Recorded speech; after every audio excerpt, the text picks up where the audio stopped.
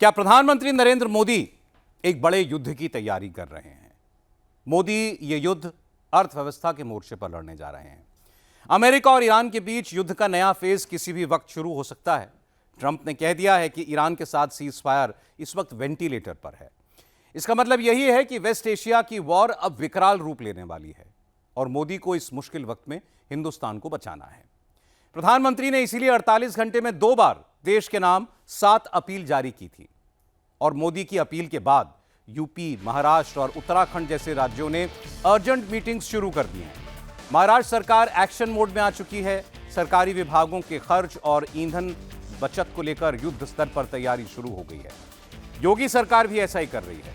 योगी आदित्यनाथ ने लखनऊ में एक मीटिंग की।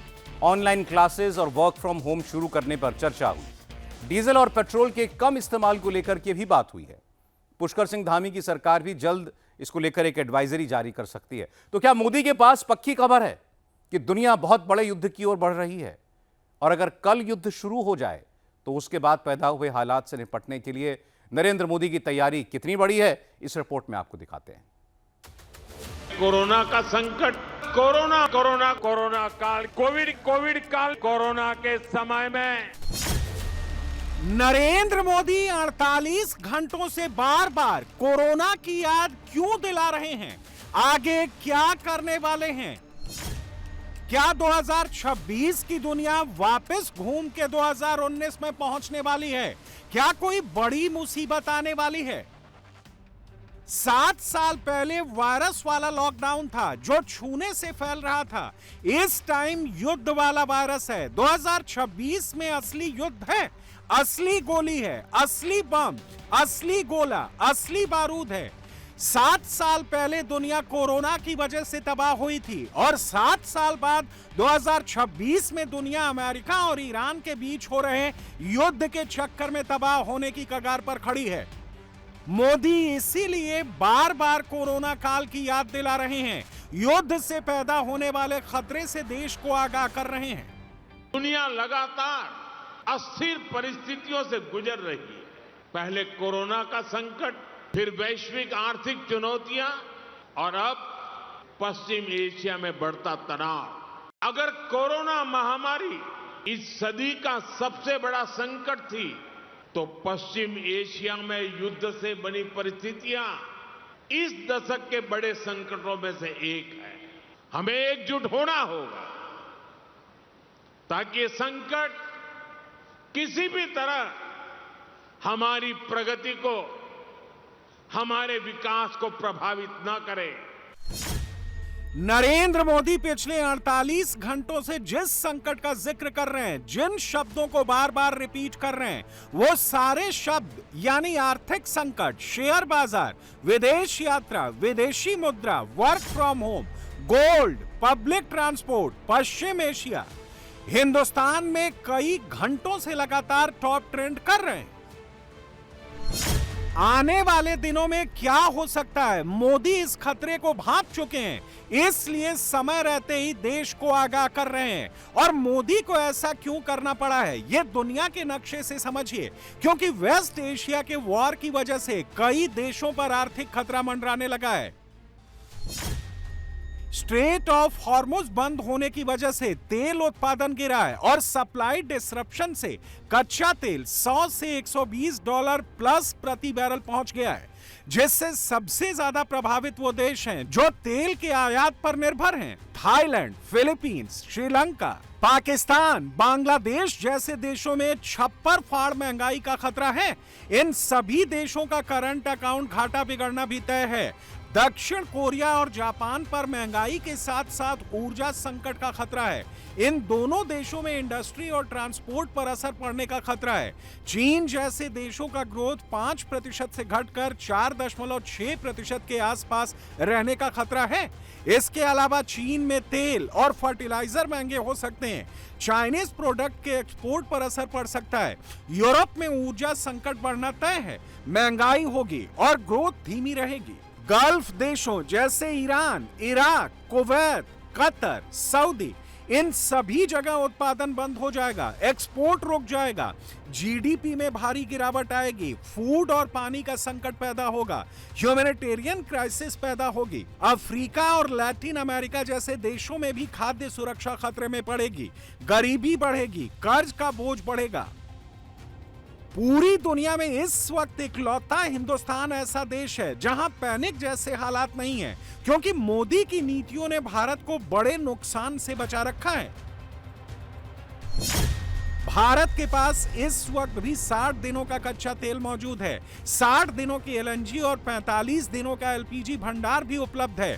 देश में किसी भी पेट्रोलियम उत्पाद की फिलहाल कोई कमी नहीं है। Uncertainty surrounding the supply disruptions on account of the closure of the Strait of Hormuz, a process that started on 28th February. We are now into 75th day of that. Let me tell you categorically, we have no supply side problems. Today, the country has more than enough stocks of crude oil, LNG and LPG. When this crisis began, there were some concerns, but we converted the challenge into an opportunity. We have ramped up our domestic production of LPG, which used to be 36,000 metric tons per day. We have now taken it up to 54,000 metric tons per day. Today, I can tell you that this situation in the last 4 years, there has been no increase in prices. Today we are in a situation, we don't know how long the blockades or counter blockades in the Strait of Hormuz will continue. But I can tell you categorically that today we are in a situation where, unlike other countries in the world, which have had to either face severe problems in terms of availability and supply, or where prices have gone up 50-60%, the Honorable Prime Minister's statement is very visionary. It looks to the future, that if this were to continue, we also have to look at what we can do in terms of lifestyle changes. We can overcome any international global challenge with great resilience. The world is going through a challenging time. The war in West Asia has certainly disrupted global trade and global investment flows. And in these trying times, India has a great opportunity to outshine others. Under Prime Minister Narendra Modi's leadership, I have no doubt in my mind, 1.4 billion Indians, 140 crore भारतवासी प्रधानमंत्री नरेंद्र मोदी जी के साथ खड़े हैं. We will all rally behind him to strengthen the Indian future. लेकिन नरेंद्र मोदी को यह भी पता है कि युद्ध का खतरा टला नहीं है, वो हर बीतते सेकंड के साथ बढ़ता जा रहा है. ट्रंप ने तो ईरान के साथ हुए सीज फायर पर यह तक कह दिया है कि वो अब वेंटिलेटर पर हैं. इससे साफ है कि मोदी भांप चुके हैं कि आने वाले दिनों में क्या होने वाला है. इसीलिए प्रधानमंत्री ने देश के नाम 7 संदेश जारी किए हैं. इस वक्त दुनिया में जैसे हालात हैं, वैसे हालात भारत में पैदा नहीं हुए हैं, लेकिन सावधानी बरतना और मुश्किल वक्त के लिए रेडी रहना, इसमें कोई बुराई भी नहीं है. रही बात दुनिया की, तो ऊर्जा बचाने और महंगाई से निपटने के लिए कौन सा देश क्या कर रहा है, यह भी देख लीजिए. थाईलैंड में एसी को 26 डिग्री सेंटीग्रेड पर सेट करने को कह दिया गया है. सूट की जगह शॉर्ट स्लीव्स पहनने के लिए कह दिया गया है, ताकि एसी कम चले. घर से काम और वीडियो कॉन्फ्रेंसिंग से मीटिंग्स हो रही हैं, कार पूलिंग की जा रही है, अनावश्यक यात्रा कम कर दी गई है, कुकिंग गैस की कीमत फ्रीज कर दी गई है. फिलीपींस ने सरकारी दफ्तरों में 4 दिन का वर्किंग वीक लागू कर रखा है. ऊर्जा इमरजेंसी घोषित कर दी है. एसी और अनावश्यक यात्रा पर पाबंदी लगा दी है. म्यांमार में ऑड इवन सिस्टम लागू हो रखा है. श्रीलंका में बीच सप्ताह में छुट्टी का ऐलान हो चुका है. क्यूआर कोड से फ्यूल राशनिंग यानी हर हफ्ते सीमित लीटर तेल दिया जा रहा है। स्कूल, कॉलेज और गैर जरूरी दफ्तर या तो बंद हैं या फिर ऑनलाइन कर दिए गए हैं। जापान और यूरोप ने स्ट्रेटेजिक तेल स्टॉक निकालना शुरू कर दिया है। वियतनाम में वर्क फ्रॉम होम, अनावश्यक यात्रा कम, पब्लिक ट्रांसपोर्ट को बढ़ावा दिया जा रहा है। मिस्र में दुकानें, रेस्टोरेंट रात 9 बजे बंद, स्ट्रीट लाइट्स कम कर दी गई हैं। इंटरनेशनल एनर्जी एजेंसी की 2026 energy crisis policy response tracker report बताती है कि पश्चिम एशिया के युद्ध की वजह से 82 देशों और देशों के समूहों ने ऊर्जा बचाने के लिए अलग अलग कदम उठाए हैं। इनमें तेल की खपत कम करना, गाड़ियों की स्पीड लिमिट लगाना, ईंधन राशनिंग करना और निजी गाड़ियों के इस्तेमाल पर पाबंदी जैसे उपाय शामिल हैं। 14 देशों ने वर्क फ्रॉम होम को बढ़ावा दिया है। 8 देशों ने एयर कंडीशनर का तापमान तय कर दिया है जो 26 डिग्री के ऊपर नहीं चलेगा। 8 देशों ने स्कूल और यूनिवर्सिटी या तो बंद कर दिए हैं या उनके खुलने का समय कम कर दिया है। यानी जो स्टेप्स दुनिया के बाकी देश उठा रहे हैं, भारत ने अभी वो स्टेप्स नहीं उठाए। मोदी ने देशवासियों को अभी सिर्फ सलाह दी है, सिर्फ गुजारिश की है, कोई जोर जबरदस्ती नहीं की है। भारत ने अब तक ऊर्जा संकट को दूसरे देशों की तुलना में बेहतर तरीके से संभाला है, लेकिन आगे लंबा खेल है। अगर युद्ध चला तो महंगाई बढ़ेगी, घाटा बढ़ेगा और ग्रोथ पर असर पड़ेगा। इसलिए सरकार अभी से सावधानी से कदम उठा रही है। आम आदमी को बचाते हुए अर्थव्यवस्था को भी संभालना है। इसके लिए आगे का प्लान बना रही है। मोदी ने जो 7 मंत्र दिए हैं वो इसी प्लान का हिस्सा हैं। देखिए, देश के प्रधानमंत्री नरेंद्र मोदी जी की अपील पर देश उनके साथ चल पड़ा है। रोड पे गाड़ियां कम हो गई हैं, लोगों ने पेट्रोल डीजल बचाना शुरू कर दिया है, कार पुलिंग शुरू हो गई है और पूरी तरह से सोने की दुकान पर भी भीड़ खत्म हो गई है। प्रधानमंत्री जब अपील करते हैं, देश उसके साथ चलता है, क्यों प्रधानमंत्री एक सिर्फ प्रधानमंत्री नहीं है बल्कि देश के अभिभावक, गार्जियन, देश के नेता हैं। वो जो आवाज देते हैं उस आवाज के साथ देश चलने लगता है। प्रधानमंत्री जी की अपील ये देश हित में अपील है। हम सभी को प्रयास करना होगा। मैं ये मानता हूं कि एक दिन में सारा बदलाव नहीं हो सकता है, लेकिन सबने थोड़ा थोड़ा प्रयास किया तब भी बदलाव हो सकता है। हम लोग भी अपने अपने तरीके से इसमें क्या बदलाव कर सकते हैं। व्यक्तिगत रूप से देवेंद्र फडणवीस क्या बदलाव कर सकता है, शासन के रूप में महाराष्ट्र शासन क्या बदलाव कर सकता है और जनता को हम किस प्रकार से प्रेरित कर सकते हैं, ये पूरा प्रयास हम महाराष्ट्र में करेंगे। ये वैश्विक संकट कोई नरेंद्र मोदी जी के कारण थोड़ी ना आया है।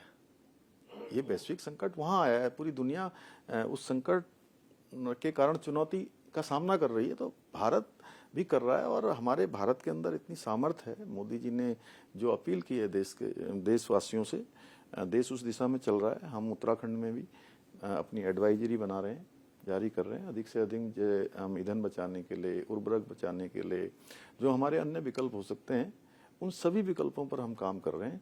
और मुझे लगता है कि पूरे भारतवासी, चूंकि मोदी जी के अपील का ही असर था कि कोरोना महामारी में लोगों ने उसको माना और हमारा देश उस वैश्विक संकट से उभरा, तो ऐसे समय में भी पूरा देश एक होकर जो है इस संकट को भी, इस चुनौती को भी पार करेगा।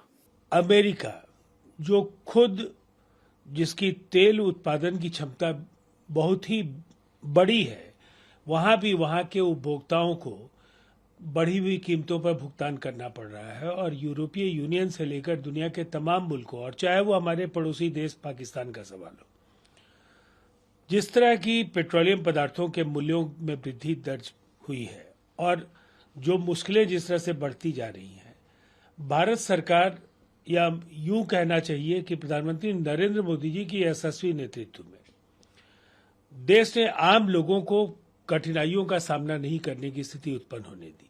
अगर हम नियंत्रित तरीके से और संयम के साथ सोने की खरीदारी का सवाल हो, विदेश यात्राओं का सवाल हो, जो पेट्रोलियम पदार्थों का फिजूल खर्ची है, ये कुछ ऐसे क्षेत्र हैं जहां फॉरेक्स का बड़ा हिस्सा आयात में जाता है, तो ये जरूर कौन क्या कहता है उसे महत्वपूर्ण है कि हमारी विवेकशील जो जनता है उसे धैर्य के साथ इस मुश्किल का सामना करने के लिए खुद को तैयार करना चाहिए और देश की मदद करनी चाहिए। यानी एक ऐसा वक्त जब मोदी देश को भविष्य के संकट से सावधान कर रहे हैं, उस वक्त मोदी विरोधी पैनिक क्रिएट कर रहे हैं, पोस्टरबाजी कर रहे हैं। मोदी नाकाम हो गए हैं। मोदी ने देश का बुरा हाल कर दिया। कांग्रेस का इकोसिस्टम अपनी टाइमलाइन पर ऐसे ऐसे नैरेटिव बना रहा है। राहुल हो, तेजस्वी हो, अखिलेश हो, सुप्रिया सुले हो या फिर इंडिया अलायंस से जुड़ा कोई और नेता, हर कोई इस ग्लोबल क्राइसिस के बीच मोदी को घेरने वाले स्क्रिप्ट पर काम कर रहा है। मोदी की अपील को एक दूसरा नैरेटिव देकर देश के लोगों के बीच परोस रहा है। दरअसल इस इकोसिस्टम का सिंगल पॉइंट एजेंडा ही यही है कि किसी तरह ग्लोबल क्राइसिस के बीच मोदी की कोशिशों को नाकाम कर दो। देश के लोगों की नजरों में मोदी को बदनाम कर दो। ये अपील नहीं है, ये पतन का अपना ऐलान किया है। जो संकट बता रहे हैं, संकट तो बीजेपी खुद है। सत्ता में कौन लोग हैं? बीजेपी खुद है। जो लोग अपनी अर्थव्यवस्था का दावा करते थे कि हम दुनिया में ये अर्थव्यवस्था बन गए, तो आज अर्थव्यवस्था क्यों गड़बड़ा गई? क्यों अर्थव्यवस्था पटरी से उतर गई? क्यों अर्थव्यवस्था लड़खड़ा गई है? और फिर किसान की आय दोगुनी होना, प्रति व्यक्ति आय कितनी बताते थे? प्रधानमंत्री जी चिंता कर रहे हैं, खुशी होती है, लेकिन ये चिंता फरवरी के आखिरी हफ्ते में हो जानी चाहिए थी। सबको पता था, इकोनॉमिस्ट को छोड़िए, ऑर्डिनरी सिटीजन्स को पता था, लेकिन 5 राज्यों के चुनाव थे। त्याग का पर्व तो मतदान के पर्व के बाद आएगा, तो त्याग के पर्व के बारे में बीते 48 घंटे में बोला जा रहा है। इसलिए चिंता ये होती है कि ये जो एक कालखंड में अचानक से प्रधानमंत्री जी को लगता है कि वो देश के प्रधानमंत्री हैं, ये निरंतर भावना रहनी चाहिए।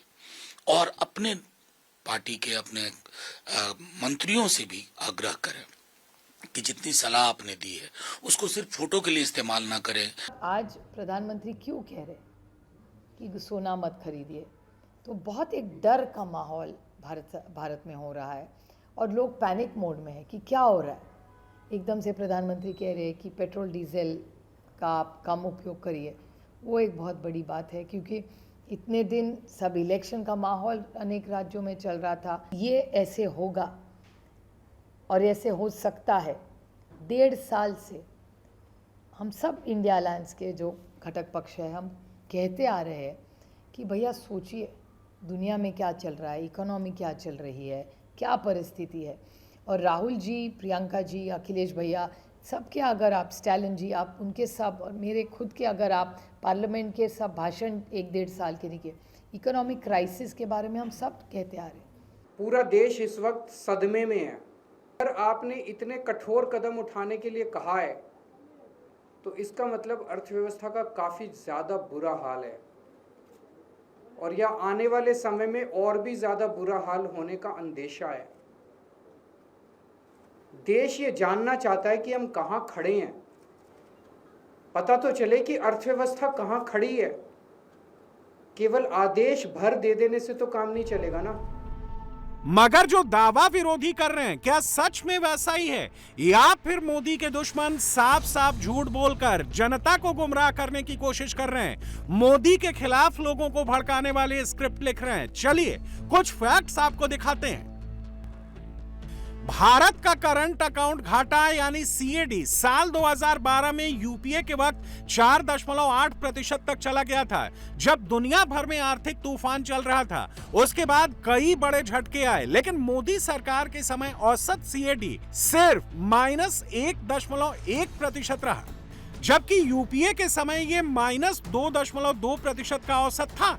यानी मोदी की सरकार में भारत की स्थिति सुधरी है, खराब नहीं हुई है। इसी तरह भारत का विदेशी मुद्रा भंडार यानी फॉरेक्स रिजर्व्स 2014 में 314.9 अरब डॉलर था। आज ये बढ़कर 690.7 अरब डॉलर हो गया है, यानी 2 गुना से भी ज्यादा। 2019 के बाद दुनिया में कई बड़े आर्थिक झटके आए, फिर भी भारत अपनी स्थिति को मजबूत करता गया, जिसके दम पर अब भारत बाहरी समस्याओं से बेहतर तरीके से निपट सकता है। पश्चिम एशिया में संकट शुरू होने के बाद यानी 28 फरवरी से भारत के विदेशी मुद्रा भंडार थोड़े कम हो गए, लेकिन फिर भी ये 2025 के औसत स्तर से ऊपर बने हुए हैं। 27 फरवरी 2026 को भारत का विदेशी मुद्रा भंडार 728.49 अरब डॉलर था, जो 1 मई 2026 को 690.69 अरब डॉलर हो गया। यानी संकट के बावजूद भारत का विदेशी मुद्रा भंडार 2025 के औसत से ऊपर ही है। इससे पता चलता है कि भारत की विदेशी पैसे की स्थिति अभी भी मजबूत है, भले ही दुनिया में अनिश्चितता हो। यानी विपक्ष चाहे कितना भी शोर मचाए, इस फैक्ट से इनकार नहीं किया जा सकता कि 2014 के बाद से लेकर अब तक जब जब दुनिया में युद्ध जैसे हालात पैदा हुए हैं या फिर कोई और क्राइसिस आई है, उसका सबसे कम असर हिंदुस्तान पर पड़ा है। और ये इसलिए मुमकिन हुआ है क्योंकि मोदी ने खुद फ्रंट से लीड किया है, देश से कुछ छुपाया नहीं, हर चुनौती को हेड ऑन लिया है। कांग्रेस ने एक बड़ा बवाल बनाया। कांग्रेस को यह पता नहीं है कि समय समय पर लगातार जो इंदिरा गांधी और नेहरू परिवार के प्रधानमंत्री रहे हैं, उन्होंने इस देश में, हमने तो, माननीय प्रधानमंत्री जी ने तो आह्वान किया है, उन्होंने तो कानून बनाया है। जब 62 में नेहरू जी चीन का युद्ध हार गए, क्योंकि मैं लेह में हूं तो इसलिए बहुत इंपॉर्टेंट है, 63 में गोल्ड के ऊपर एक नोटिफिकेशन जारी किया कि कोई भी सोना की खरीद बिक्री नहीं हो सकती है। पार्लियामेंट में बहुत विरोध हुआ और ये कानून वो पास नहीं कर पाए। उसके बाद उनकी मृत्यु हो गई 1964 में। 65 में जब भारत पाकिस्तान का युद्ध हुआ, उसके लिए भी ये ले बहुत इंपॉर्टेंट है जहां मैं खड़ा हूं, तो उस वक्त शास्त्री जी ने कहा कि एक टाइम खाइए और जितने लोगों के पास गोल्ड है वो गोल्ड दान करिए, और लोगों ने सहर्ष गोल्ड दान किया है। आज तो प्रधानमंत्री जी केवल कह रहे हैं कि खरीदिए बेचिए, उन्होंने तो गोल्ड दान करने की बात की और भारत के लोगों ने जो है गोल्ड दान किया। इतने पर भी नहीं हुआ, जब माननीय इंदिरा गांधी जी प्रधानमंत्री बनी इस देश की, तो आपको आश्चर्य होगा कि 1968 में गोल्ड कंट्रोल एक्ट आया। उस गोल्ड कंट्रोल एक्ट के कारण 1,10,000 लोग जेल गए। जब तक ये गोल्ड कंट्रोल एक्ट खत्म नहीं हुआ, तब तक जो है एक आम लोगों के ऊपर सोने के खरीद और बिक्री का जो है तलवार हमेशा लटकता रहा। आज यदि माननीय प्रधानमंत्री जी ने केवल आह्वान किया है तो इसका क्यों विरोध है? मुझे लगता है कि बूढ़ा बंश कबीर का उपजा पूत कमाल। राहुल गांधी जी को कुछ आता पता नहीं है, उनको जयराम रमेश जी पप्पू बना देना चाहते हैं और पप्पू की ही भाषा वो बोल रहे हैं। उनके लिए देश, उनके लिए हमारा जनमानस ये पहले नहीं है, केवल उनके लिए विरोध प्राथमिकता हो गया है।